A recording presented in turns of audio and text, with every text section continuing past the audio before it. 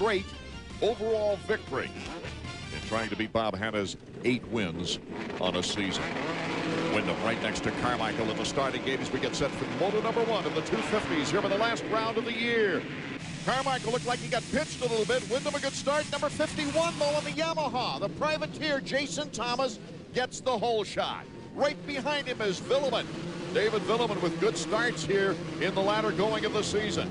Hondas behind the Yamahas.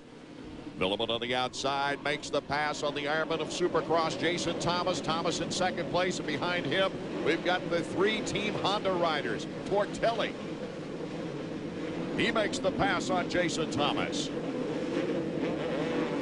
Wyndham trying to make the move, and LaRocco now moves into third. Now the only 2 Frenchmen in the race, Villeman and Tortelli, lead this thing. We still haven't seen Carmichael come by.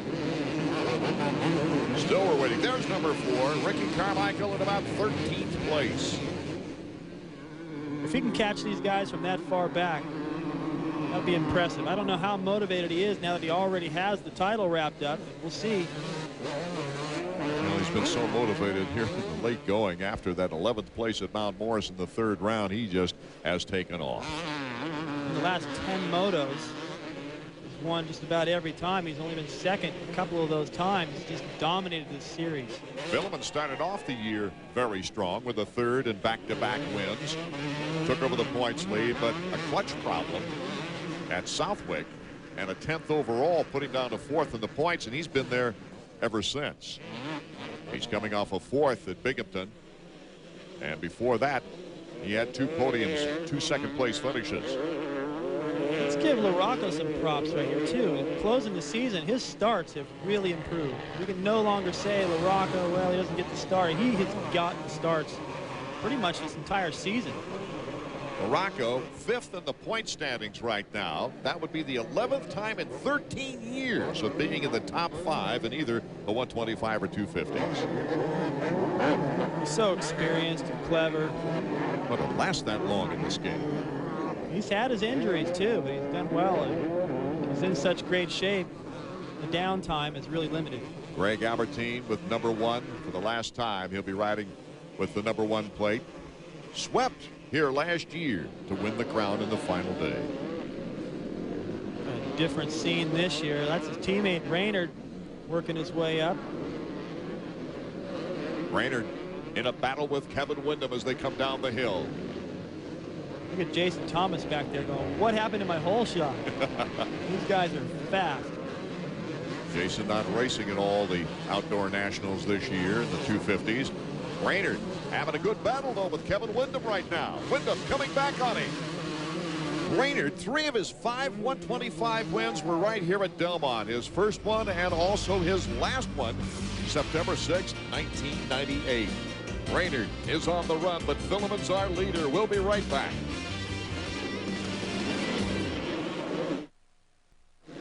Welcome back to Delmont, Pennsylvania, where Greg Albertine, last year's champion of the 250 motocross scene, has slowed down. It looks like he might be out of the race soon, but this guy is not. David Villeman is out in front, and he would really love to pick off a victory to end this season after such a hot start, 2 consecutive wins, and then cooling off, coming back riding well, but not capturing that victory. It's hard to keep your head in it the entire season, especially when you have a couple of problems like you did midway through. But, you know, to be able to win at the last race, end the season strong. Plus, you know, there's rumor that they may have a French scout over here checking things out. French team this year for the Motocross des Nations is perhaps undecided. It's in France. Really tough decision with Pichon and Bollé hanging. Well, that'd be a great honor since Tortelli looks like he's the only solid choice. And I think Ron Cotta for the 125. So Villeman maybe looked at it on the bubble. So he's trying to put in a great performance here. What a great honor that would be to represent your country when you're hosting the Motocross des Nations. As we see the battle for 4th place continues. Robbie Raynard, number 17, coming up the hill on Kevin Wyndham. This has been the best battle of the race here in the first moto of the 250s. Raynard to the inside. Boy, Wyndham, it's good to see him fight like that. You know, while these guys are fighting and riding as hard as they can against each other, Carmichael is closing fast. Ricky Carmichael behind number 17, Robbie Raynard of Team Suzuki. You see how fast Wyndham got through there? That was amazing. Let's check out the mechanics area once again with Davey. Chad, we're used to watching Ricky start up front, but today, no go. Nah, he must have been asleep on the gate or something. I'm not sure, but he's come from about 20th to about 6th right now, and his pace looks pretty good, so matter of time will tell. What's Ricky's motivation for a race like this? Last week he clinched the national championship. He's got 8 wins on the season. How does he get psyched up for one more race? Just don't want to lose. I mean, you didn't come here to lose, you come here to win, so I think that's the whole psych out deal. Well, he comes into this race with 5 consecutive Moto wins. That's almost as good a record as overall victories, taking motos at that kind of rate. Look at the way he carves across the inside of that off-camber as well. I mean, you're coming down that hill, it's hard to get stopped, and he's holding the tightest line possible, whips it over the double, lands on the downside so he gets the brakes, make that berm, back on the power. I mean, he's flying out there and just reeling in Wyndham. Great speed, great technique. Hits exactly the berm he wants to hit. No mistakes. Goes to the inside on Kevin Wyndham and makes a good clean pass. Ricky Carmichael moves up another notch. That was just scary, Art. You see him dancing all around right there. The front end almost got away from him. Kevin's probably feeling like, hey, if we go that fast, we can just have it. I mean, that's what he's done. He's put so much pressure on everybody. No one really wants to take those kinds of chances now. Decision-making time for Greg Albertine in his final race. Announced his retirement the week of Washougal, and it looks like he's going back to the pits. So Carmichael in front of Kevin Wyndham, and he still has lots of time to catch the leader. Look at this pass. You can see Kevin is trying to cut back to the inside to set himself up better for the next corner. Great idea, but Carmichael, look at that, swaps right into his line, takes over back on the power. Like, what swap? Doesn't even affect him to get that much out of shape and almost lose the front end, go down like that. He's just back on the power, trying to pick up some more time. And Villeman has got his hands full right now with Sebastian Tortelli. Tortelli starting to make a play for the lead. Kyle Lewis, the top privateer, has moved up to 7th place, looking for his best finish of the year. These guys better really push each other. So if they get up and start doing any kind of blocking, looking around at each other, worrying about each other's pace, Carmichael's going to catch him. He's going that fast. Using the very edge of the racetrack to try to set themselves up for that left-handed timing double jump section. There's really quite a bit of motivation for number 21 Sebastian Tortelli as well as Villeman because of the season he's had. He was leading in points up until the Troy race, but then things went bad, and then 3 fourth-place overalls in a row, and all of a sudden he's 40 points down going into Binghamton. That just ruined his hopes completely. And then Binghamton, a big crash, ruined the bike, had to sit it out. 33rd place. I mean, pretty much everybody up here in the top 5 wants, their motivation today isn't really to improve their position in the championship, just win one more time before the season's over with. Last year, of course, it was the season-ending injury that took him out of the points lead.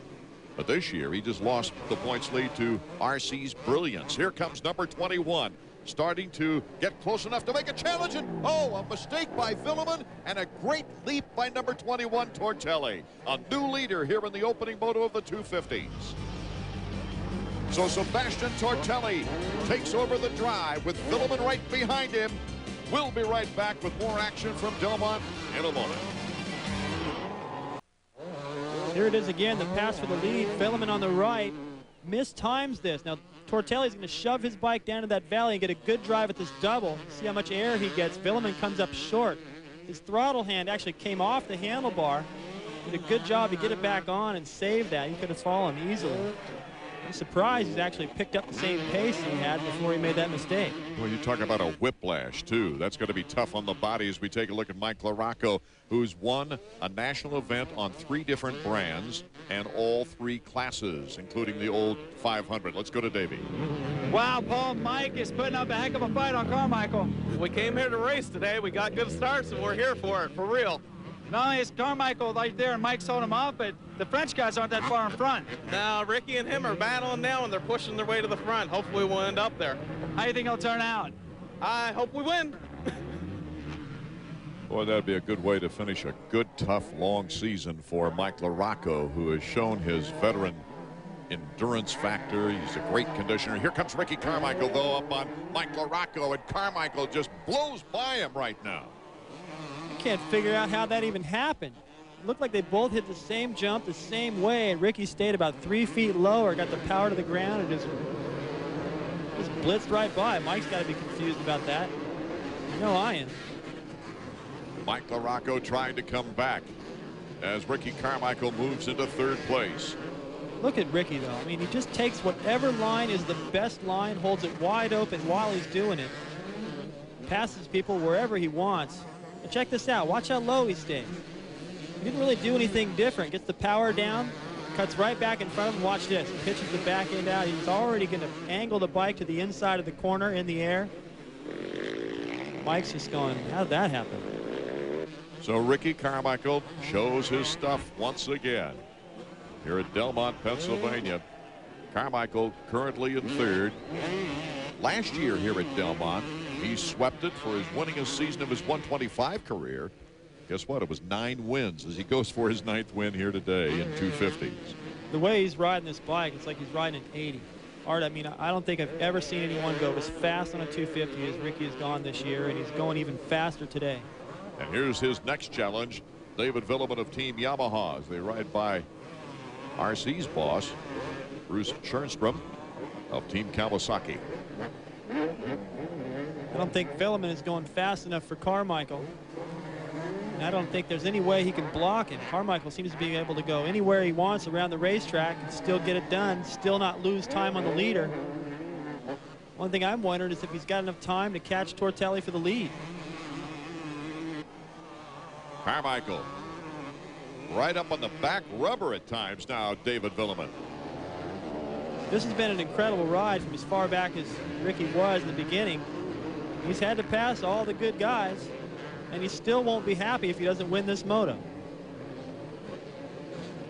First moto of 250 action in the final round of the year. Don't forget the 125's second moto will be coming up, and the championship is on the line for that one. Here comes Carmichael to the inside. They don't rub, but he's in good position right now. Just amazing back there. He took the inside through that choppy berm and still had enough power to be able to triple that and make up time. Look at that on the off camber. Just cuts to the inside and has enough power on the off camber to take second place. That's just pressure. Villeman could feel it. He went into the corner a little bit too hot, couldn't hold the inside. That's what it feels like to have Ricky back there. He bothers you. It makes you ride a little bit different. Carmichael now working on Damian Platz, a lapped rider or soon to be. Carmichael cutting to the inside. Villeman trying to hold on to third. Carmichael now trying to catch Tortelli. Check out this line right here. That's what Villeman needed to hold, but he couldn't do it. Carmichael comes in at actually the same speed. He's able to hold on to that line. And watch a different style through the whoops. Carmichael jumping 3-3. Villeman just hitting him like Supercross style, just across the tops, using all of his strength, and he looks back. Who's next? He can't handle his pressure anymore. Here's our leader, number 21, Team Honda's Sebastian Tortelli. Can he win his first moto since the opening moto at Unadilla? We'll find out as he's having kind of a tough time there. Back in a moment. Art Ekman, David Bailey, Davey Coombs bringing you the action from Delmont, Pennsylvania, the final race of the year. This is the first 250 moto. David Villeman has got a battle on his hands for third now. Once a leader, and then Ricky Carmichael passed him for second. Now Mike LaRocco is pressuring him for third. So that's what Villeman was looking back at. And anytime you look back, it just shows you're getting weak. Here comes LaRocco. And the rocket, LaRocco makes a beautiful move, even though he did case it a bit. Well, he took about 1.5 feet off the top of that jump. So it's going to make it easier next time by. I think Villeman is struggling here quite a bit. He should not be losing that much time to LaRocco already. And I'm thinking when he cased it earlier and lost the lead, maybe he hurt his wrist or his sweat splattered all over in his goggles and it's hard for him to see. I don't know. Something's got to be bothering him now. Back in 1994, Mike LaRocco won the last of 7 250 races on the way to his championship, his second AMA Nationals championship. See that inside line right there is where Villeman needed to be, but he couldn't do it. He went too wide in the corner before, so LaRocco gets right up next to him there. Villeman says, I'm not doing this double with him in the way, and you can see why. LaRocco barely made it as it was. Ricky Carmichael in second place. Boy, he never gives up. He never lets off. And the white flag is out for Sebastian Tortelli and now Ricky Carmichael. Look how fast he's going down that hill. I think he just gasses it and hopes, but you know, he does it every lap, so he can't be just getting lucky. And he triples that. Lapped rider has to be going, whoa, where did that come from? He had about a 100-yard lead on Ricky the corner before. Upper left of your screen, checking out the top 20 in this first 250 moto. Kyle Lewis, still a good performance there in 8th, the top privateer. Heath Foss, another privateer doing well. The happiest of the happy is number 21, Sebastian Tortelli. See him look over, coming out of that corner. You can see Ricky gaining a little bit, just approaching the corner he came out of. The gap is closed slightly, but he knows he should be able to hang on unless he makes a major mistake.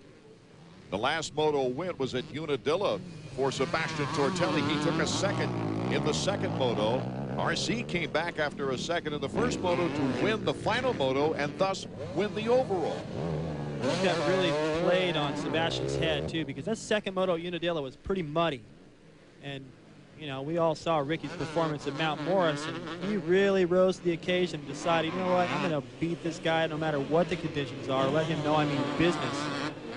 Ever since, he's been awesome.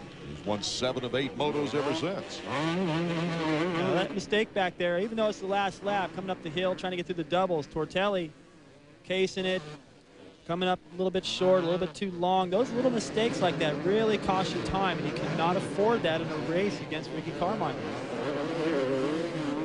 Tortelli, though, on his way to winning this moto. Got to make you wonder, though, when you're in the pits, knowing you got a great start, had a pretty decent race out front, to think that Carmichael came from so far behind to catch you. Makes you wonder what's going to happen in the next moto if he gets a better start. That's the kind of pressure he puts on him. This is the first moto that Sebastian has run here at this track, Belmont, Pennsylvania. You might recall he was injured last year. You see how close Ricky got.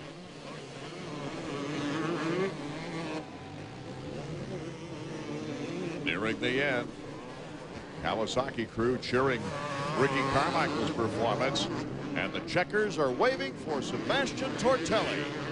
Carmichael just not that far behind. Doesn't take those goggles off.